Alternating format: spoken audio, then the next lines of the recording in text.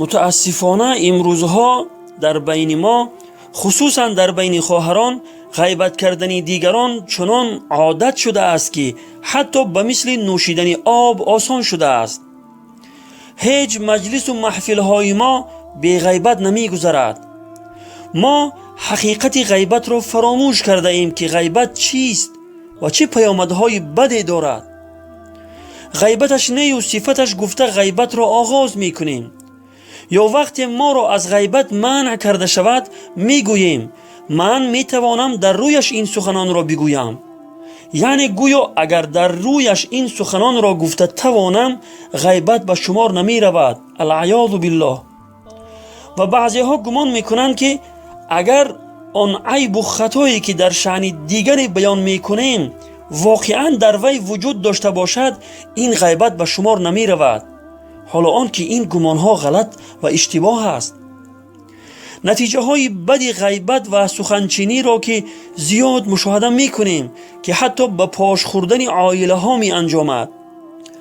ما و شما خوب می دانیم که غیبت کردن کینه و دشمنی را ایجاد می کند، ولی متاسفانه از آن توبه نمی کنیم که خداوند از ما راضی شود، بلکه شیطان را در ایجاد کردن دشمنی در بین مردم یاری می دهیم و شیطان را خوشنود می کنیم.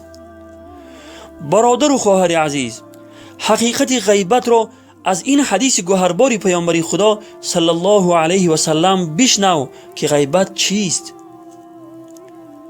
امام مسلم در صحیح جامع خود از ابو هریره رضی الله عنه روایت می کند که رسول خدا صلی الله علیه و سلم فرمودند: آیا می دانید که غیبت چیست؟ اصحاب کرام رضی الله عنهم با اظهار ادب گفتند: الله تعالی و رسولش داناتر است. پیامبر خدا صلی الله علیه و سلم فرمودند: برادرت را به آنچه که از آن خوشش نمی آید یادآور شوی. یعنی در مجلسی که برادرت حضور ندارد درباره او چیزهایی را بیان کنی که خوشش نآید و از این سخنان بیان کرده ای تو ناخوش و ناگوار و ناراحت شود. اصحاب کرام پرسیدند: چطور است هرگاه در برادرم آنچه که میگویم باشد، یعنی آن عیب و خطاهایی که آن چیزهایی که من در شأن برادرم بیان میکنم اگر واقعا در او وجود داشته باشد، آیا این هم غیبت به شمار می رود؟ پیامبر خدا صلی الله علیه و سلم فرمودند: اگر آنچه میگویی در وی باشد غیبتش کرده ای و اگر نباشد به وی بهتان بسته ای. یعنی اگر آن عیب و خطاهایی که در شأن برادرت بیان میکنی اگر واقعا در او وجود داشته باشد، این کار تو غیبت است.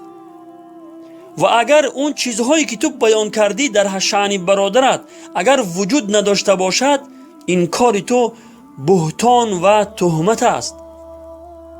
روایت مسلم. برادر و خواهر عزیز، این است حقیقت غیبت که آن را اکثر ما و شما نفهمیده ایم. یعنی خواه آن عیب و خطایی که درباره برادرت میگویی واقعا در وی وجود داشته باشد یا وجود نداشته باشد، بیان کردن آن حرام و ناجایز است و این کاری تو غیبت به شمار می رود.